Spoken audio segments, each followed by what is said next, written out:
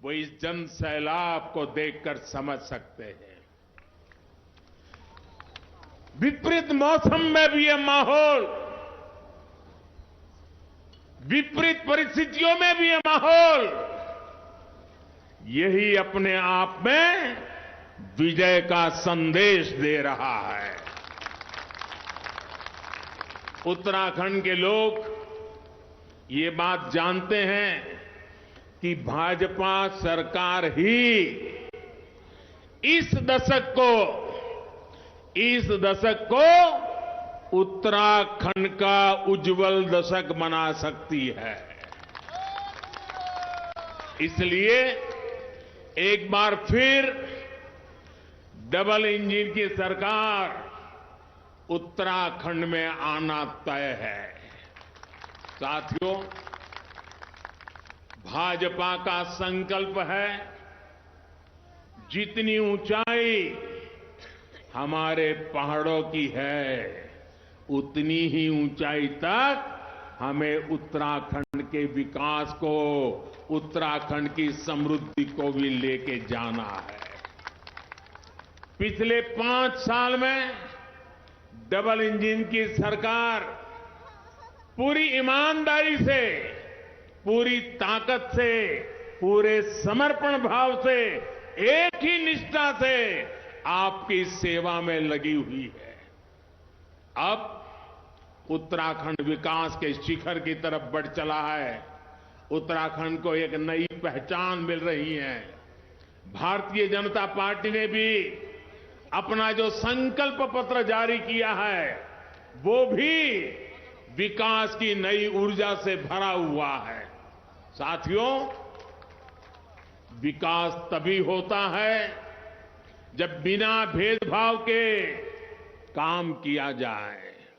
इसलिए आज हमारी सरकार सबका साथ, सबका विकास, सबका विश्वास और सबका प्रयास, इस संकल्प को लेकर के काम कर रही है। लेकिन हमारा विरोध करने वाले, उनका फॉर्मूला क्या है, हमारे विरोधियों का इतिहास क्या है, हमारे विरोधियों के करतूत क्या है, हमारे विरोधियों के कारनामे क्या है, हमारे विरोधियों की भाषा क्या है, आपको बराबर याद है। और इसलिए मैं कहूंगा कि हमारे विरोधियों की फॉर्मूला इतनी है, सब में डालो फूट, सब में डालो फूट, मिलकर करो लूट। सब में डालो, मिलकर करो, सब में डालो, मिलकर करो। उत्तराखंड ही नहीं, पूरे देश में कांग्रेस की नीति रही है, सब में डालो, मिलकर करो। ये देश में जात, पात, मत, मजहब, भाषा, राज्य के नाम पर फूट डालते हैं और राज्यों में जाकर के इलाकों में, क्षेत्रों में फूट डालते हैं। चाहे बर्फबारी हो, सामने नदी नाले हो, प्राकृतिक आपदा के घटनाएं हो, सब संकटों को पार करके, सब कठिनाइयों को पार करके हमारे परिश्रमी हेल्थ वर्कर्स गांव-गांव तक पहुंचे, ज्यादा से ज्यादा लोगों का जीवन बचे, इसी लक्ष्य के साथ हमने काम किया। मैं हमारे युवा मुख्यमंत्री श्रीमान धामी जी को, उनकी पूरी सरकार को और उनके सभी कर्मचारियों को आज हृदय से बहुत बहुत अभिनंदन करने आया हूं, उनका धन्यवाद करने आया हूं। उन्होंने उत्तराखंड के नागरिकों की जान बचाने के लिए अपने जीवन की परवाह नहीं की, दूर दूर पहाड़ चढ़ करके भी उन्होंने वैक्सीनेशन का काम पूरा किया। ये छोटा काम नहीं है दोस्तों। पहले हमारे देश में एक एक वैक्सीन को लगाते लगाते 40-40 साल लग जाते थे। साथियों, यही लोग कहते थे कि पहाड़ों पर सड़कें बनाना आसान नहीं है, इसलिए यहां तो ऐसे ही चलना पड़ता है। लेकिन आज उत्तराखंड में चारों धामों को जोड़ने के लिए ऑल वेदर रोड का काम चल रहा है। जहां ये सड़क को मुश्किल बताते थे, वहां आज पहाड़ों पर रेल भी पहुंच रही है। ऋषिकेश कर्णप्रयाग परियोजना का काम तो चल ही रहा है। टनकपुर बागेश्वर रेल लाइन का सपना भी आने वाले समय में जरूर साकार होगा और हम ही पूरा करेंगे। इस परियोजना के बारे में सबसे पहले अंग्रेजों के समय में सोचा गया था। आप सोचिए, जब देश गुलाम था ना, तब इसकी चर्चा हुई थी। लेकिन अंग्रेजों ने भी कुछ नहीं किया, बातें की। कांग्रेस वालों ने भी कुछ नहीं किया, बातें की। लेकिन हमने तय किया है, इन सपनों को हम साकार करके रहेंगे। बस आपके आशीर्वाद चाहिए, उत्तराखंड के आशीर्वाद चाहिए। अब बीजेपी सरकार कुमाऊं क्षेत्र के लिए महत्वपूर्ण इस रेल परियोजना पर काम कर रही है। इसी तरह दिल्ली आने जाने के लिए अब देहरादून दिल्ली एक्सप्रेस वे बनने जा रहा है। इससे यात्रा का समय भी घटेगा और उत्तराखंड का विकास भी गति पकड़ेगा। ये उत्तराखंड की असली ताकत है और इसीलिए बड़े आत्मविश्वास के साथ कहता हूं, और मैं यहां के हर इलाके से परिचित हूं। इस भूमि के साथ मेरा विशेष नाता रहा है, ये आप सब जानते हैं। आपकी ताकत को मैं जानता हूं, आपके सामर्थ्य को मैं जानता हूं, आपकी नेक नीयत को जानता हूं, आपके भीतर रगों में जो ईमानदारी है ना, देशभक्ति है ना, उसको मैं भली भांति जानता हूं। और इसलिए मैं कहता हूं कि ये दशक उत्तराखंड का दशक है। साथियों, डबल इंजन की सरकार के लिए, मेरे लिए उत्तराखंड का विकास सर्वोच्च प्राथमिकताओं में से एक है। अभी आपने इस बार के बजट को देखा होगा। हमने उत्तराखंड को ही विशेष ध्यान में रखते हुए एक योजना बनाई है, पर्वतमाला परियोजना।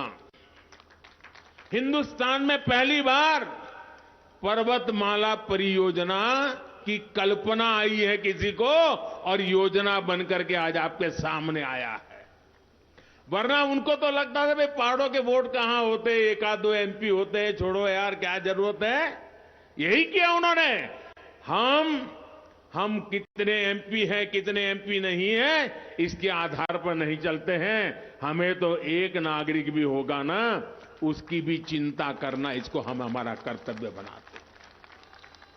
इस योजना के तहत पहाड़ों पर आधुनिक कनेक्टिविटी और आधुनिक इंफ्रास्ट्रक्चर का विस्तार किया जाएगा। आधुनिक सड़कों और पुलों के साथ साथ आने जाने के लिए रोपवे भी बनाए जाएंगे।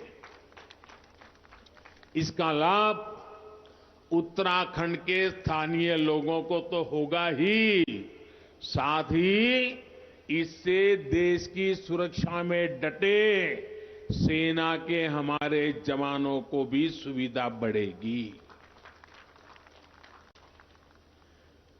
सीमा से सटे गांवों के विकास के लिए, ये सरहदी राज्य है, यहां का हर परिवार देश के लिए हिंदुस्तान में जिस कोने में जरूरत पड़े जाकर के अपना पसीना बहाता है, अपना खून बहाता है, मातृभूमि के लिए जिंदगी लगा देता है। लेकिन उसके सीमावर्ती गांव जो हैं, सीमावर्ती तहसील है, सीमावर्ती जिले हैं, उसको अनदेखा किया गया। हमने योजना बनाई है और ये सिर्फ मैं घोषणा नहीं कर रहा हूं, इस बार के बजट में लोकसभा के अंदर इसकी दस्तावेज रखा गया है, बजट के अंदर कहा गया है और हमारे अजय टम्टा जी के सूचन और सलाह पर इस बात को हमने लागू किया है। हमने अजय टम्टा जी जैसे हमारे सीमावर्ती क्षेत्रों के नेता हैं, उन्होंने बहुत विस्तार से इस बात को मुझे समझाया और उसी का परिणाम है कि आज हम इस योजना को लेकर के आए हैं। हमारे सभी इस सीमा पर रहने वाले, पर्वतीय क्षेत्रों में रहने वाले एमपीज कितनी बारीकी से सोचते हैं, इसका यह उदाहरण है। इन सीमावर्ती गांवों के लिए हमने वाइब्रेंट विलेज ये योजना बनाई है। सीमा के आखिरी गांव तक रास्ते कैसे जाएं, सीमा के आखिरी गांव तक पानी कैसे पहुंचे, सीमा के आखिरी गांव तक बिजली कैसे पहुंचे, सीमा के आखिरी गांव तक ऑप्टिकल फाइबर नेटवर्क कैसे पहुंचे, वहां मोबाइल टावर कैसे चले, टीवी हमारा कैसे चले, ये सारी चीजें और साथ साथ वहां रोजगार कैसे बढ़े। मैं पहले कहता था, हमने 70 साल तक देखा है पहाड़ का पानी और पहाड़ की जवानी पहाड़ को काम नहीं आती है, मुझे इसको उलट कर देना है। पहाड़ का पानी भी पहाड़ को काम आएगा, पहाड़ की जवानी भी पहाड़ को काम आएगी, उत्तराखंड का भला करेगी। और इसके लिए हमने विशेष अभियान चलाया है। इतना ही नहीं, हमने बॉर्डर के जो डिस्ट्रिक्ट हैं वहां एनसीसी स्कूलों में चालू करने का निर्णय किया है। इसके कारण हमारे नौजवानों की एक स्पेशल ट्रेनिंग होगी, अपनी कैरियर के लिए काम आएगा। इतना ही नहीं, आज हमारे देश में बहुत कम मात्रा में सैनिक स्कूल है, बहुत कम मात्रा में सैनिक स्कूल है। हमारे युवा नौजवान, पढ़े लिखे नौजवान ऊंचे पदों पर जाने की क्षमता रखते हैं, उनको तैयार करने के लिए सैकड़ों नए सैनिक स्कूल बनाने का भी हमने निर्णय किया है। वो हमारे देश के जवानों के लिए, देश के नौजवानों के लिए कितना बड़ा काम होने वाला है। और इन सब कामों के कारण गांवों से जो पलायन होता है, सीमा के गांव जो खाली हो जा रहे हैं, उसको रोकने में, उसको वाइब्रेंट बनाने में, टूरिस्टों की वहां आना जाना शुरू करने में हम आगे बढ़ने वाले हैं। साथियों, कुमाऊं को तो वैसे भी मंदिरों का स्थान कहते हैं। यहां की खूबसूरती, यहां की प्राकृतिक आभा किसी दैवीय आशीर्वाद से कम नहीं है। अल्मोड़ा का कटारमल सूर्य मंदिर ही लीजिए, अगर इस पर ध्यान दिया गया होता, ओडिशा के कोणार्क सूर्य मंदिर की तरह यहां भी देश विदेश से पर्यटक आते। हमने कटारमल सूर्य मंदिर को उसकी पहचान देने का संकल्प लिया है। स्वदेश दर्शन योजना के तहत हमारी सरकार कटारमल में काफी कार्य कर चुकी है। 10 मार्च को डबल इंजन की सरकार बनने के बाद इन कार्यों का और विस्तार किया जाएगा। यहां सुविधा होगी, विकास होगा, तो देश दुनिया से पर्यटक यहां आएंगे। इसी कारण आपकी राज्य सरकार धामी जी के नेतृत्व में Bharatiya Janata party home stay योजना उसको बहुत बढ़ावा दे रही है। और मुझे कुछ समय पहले वीडियो कॉन्फ्रेंस के माध्यम से ये जो होम स्टे चलाने वाले परिवार हैं, उन परिवारों से मुझे वीडियो कॉन्फ्रेंस से बात करने का मौका मिला था और मैंने देखा कि कितना बड़ा सामर्थ्य उनके अंदर आया है, कैसे होम स्टे की ताकत वो समझते हैं और कैसे अपने छोटे से घर में भी उन्होंने यात्रियों के लिए होम स्टे का पूरा व्यवस्था करके एक नया आर्थिक क्षेत्र खोल दिया है।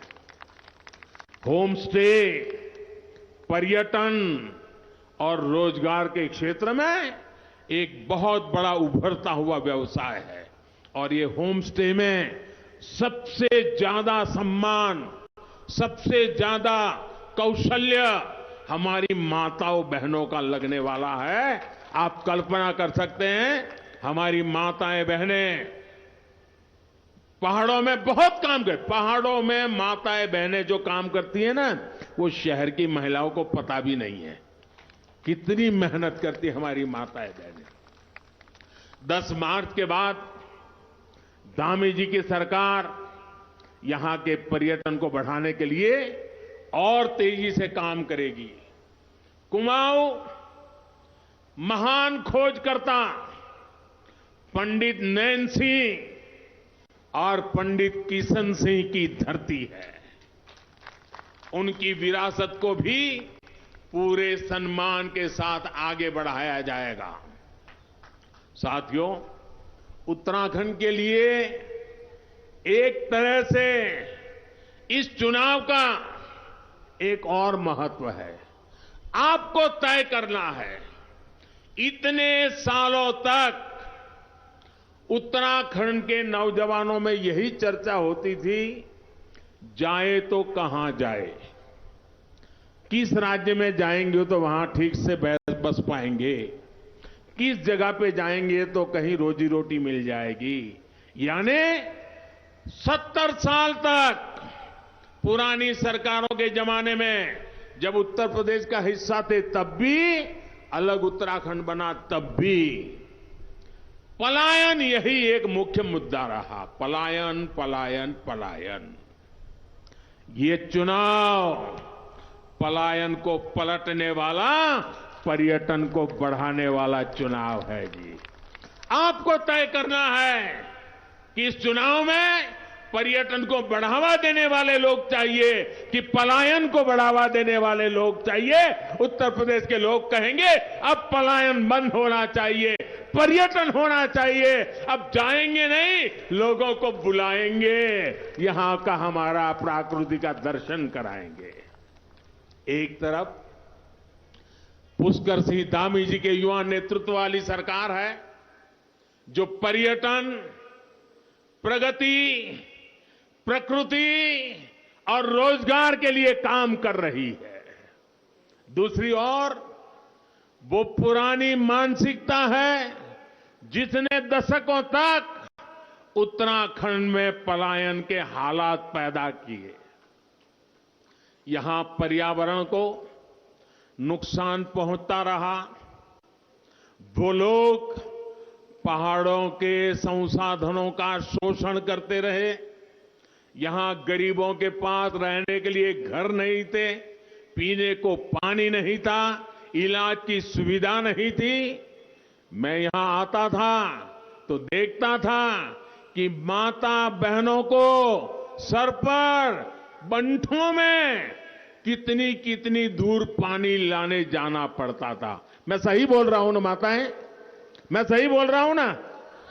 बंठों को उठा उठा करके जाना पड़ता था और साथ में हमारे छोटे बच्चे भी डब्बे या छोटे से कुप्पे में पानी ढोते थे। ये दिन मैंने देखे हैं। लेकिन कांग्रेस के लोगों को इसकी चिंता नहीं होती थी। उन्हें उत्तराखंड से ज्यादा चिंता दिल्ली के दरबार की रहती थी। काली कमाई होती रहे, दरबार में पहुंचती रही और दरबार की कृपा आती रहे। और गरीब के साथ क्या होता था? उसे अपना गांव, अपना घर, अपने यार दोस्त, अपने रिश्तेदार अपनी प्रकृति, अपना पहाड़, अपनी खुली जिंदगी सब कुछ छोड़ करके झुग्गी झोपड़ी में शहरों में जाकर के 2 टूक रोटी के लिए जिंदगी खपानी पड़ती थी। भाजपा की सरकार आने के बाद पहली बार पूरी ताकत से स्थिति बदलने के लिए काम हुआ। उनके समय में पहाड़ के जलस्रोत सूखे थे, तो इसका ठिकरा ये प्रकृति पर फोड़ते थे। हम कुमाऊं की पाइपलाइन के रूप में जामरानी बांध का काम जल्द ही शुरू करने वाले हैं। हम जल जीवन मिशन के जरिए गांव-गांव, घर-घर पानी पहुंचा रहे हैं। उत्तराखंड में 8 लाख घरों को पानी का कनेक्शन दिया जा चुका है। 8 लाख घरों में नल से जल का काम हमने कर लिया है। इस बार के बजट में देश के गांव-गांव पानी का कनेक्शन पहुंचाने के लिए मेरी माताएं बहनें, आप मुझे आशीर्वाद देते रहिए। 60,000 करोड़ रुपया हम खर्च करने वाले हैं ताकि मेरी माताओं बहनों को पानी लाने के कष्ट से मुक्ति मिले और नल चालू करे और घर में पानी आ जाए। माताएं बहनें, मैं आपके लिए काम करता। धामी की सरकार दोबारा बनने के बाद जल्द से जल्द उत्तराखंड के हर घर को नल से जल योजना से जोड़ दिया जाएगा। हमारी किसी भी मां बहन को पानी के लिए भटकना नहीं पड़ेगा। आपका मोदीदा, आपका मोदीदा आपको ये विश्वास दे रहा है। साथियों, पहाड़ के जल स्रोतों को बचाने के लिए, पर्यावरण के लिए भी कई मोर्चों पर काम चल रहा है। कितनी ही पंपिंग परियोजनाएं दशकों से लटकी पड़ी थी, जिन्हें 2017 के बाद हमारी राज्य सरकार ने धरातल पर उतारा। इस काम में सरकार की आस्था जुड़ी है। उत्तराखंड में नदियों को बचाने के लिए बसंती देवी जी ने जो काम किया है, बसंती देवी जी के इस काम को पूरे हिंदुस्तान को गौरव हो ऐसा काम किया है। और इसलिए इस बार जब पद्म पुरस्कार दिए तो हमारे इस उत्तराखंड की बसंती देवी जी जैसे व्यक्तित्व को हमारी सरकार ने हाल में ही पद्म पुरस्कार से सम्मानित किया गया है। भाइयों बहनों, इस साल केंद्र सरकार ने 80 लाख नए पक्के घर बनाने का लक्ष्य भी तय किया है। उत्तराखंड में जिन गरीबों को पक्के घर मिलने रह गए हैं, हमारा काम चल रहा है। हजारों परिवारों को पक्के घर मिले हैं, लेकिन हमें अभी भी काम हमने बंद नहीं किया है।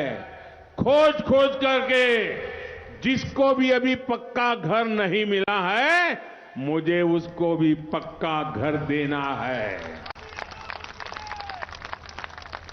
और मैंने जो सपना है उस पूरा करने में मुझे धामी सरकार कंधे से कंधा मिलाकर के मदद कर रही है। गरीबों को पक्का घर देने के लिए उत्तराखंड की भाजपा की सरकार पूरी तरह मेरी इस योजना को सफल करने के लिए काम में लगी है। इसलिए मैं धामी सरकार का अभिनंदन करता हूं और मुझे खुशी है कि मैं उत्तराखंड के गरीबों को इस ठंड में गुजारा करने वाले मेरे गरीबों को पक्का घर देने का और उनके आशीर्वाद प्राप्त करने का मेरे नसीब हुआ है। भाइयों बहनों, पहले की सरकारों को कुछ भी करते थे तो बदले में क्या मांगते थे? कुछ न कुछ कटकी मांगते थे। कोई नेता आ जाता था, कोई ऐसे ही बिचौलिया आ जाता था, देखो इतने लाख का मकान मिलने वाला है, लेकिन 10,000 मुझे देना पड़ेगा, 15,000 मुझे देना पड़ेगा, तो आपको मकान मिलेगा। वो मकान के बदले में क्या मांगते थे? क्या मांगते थे? क्या मांगते थे? क्या मांगते थे? मैं भी मांग रहा हूं। क्या मांग रहा हूं? मुझे सिर्फ आशीर्वाद चाहिए। मुझे सिर्फ आशीर्वाद चाहिए। माताओं बहनों, मेरे गरीब भाइयों बहनों, मैं सिर्फ आपके आशीर्वाद के लिए काम कर रहा हूं। मेरे लिए आपके आशीर्वाद काफी है। मुझे उससे ज्यादा आपके आशीर्वाद से ऊपर कुछ नहीं चाहिए। और जब आप कमल पे जाकर के बटन दबाते हैं ना, तो उस आशीर्वाद की ताकत भी बहुत बढ़ जाती है। और आप तो देखिए, हमारे यहां देखिए, यहां कमल है, यहां कमल है और यहां ब्रह्म कमल है। कमल और ब्रह्म कमल का नाता देखो। और इसलिए डबल इंजन की सरकार गरीब का दर्द समझती है, उसकी दिक्कतों को दूर करने के लिए दिन रात काम कर रही है। कोरोना संकट के समय में हमारी सरकार ने प्रधानमंत्री गरीब कल्याण योजना के जरिए मुफ्त राशन की जिम्मेदारी भी निभाई है। क्योंकि शहरों से लोग फिर अपने गांव चले आए, चारों तरफ मुसीबतें खड़ी हो गई,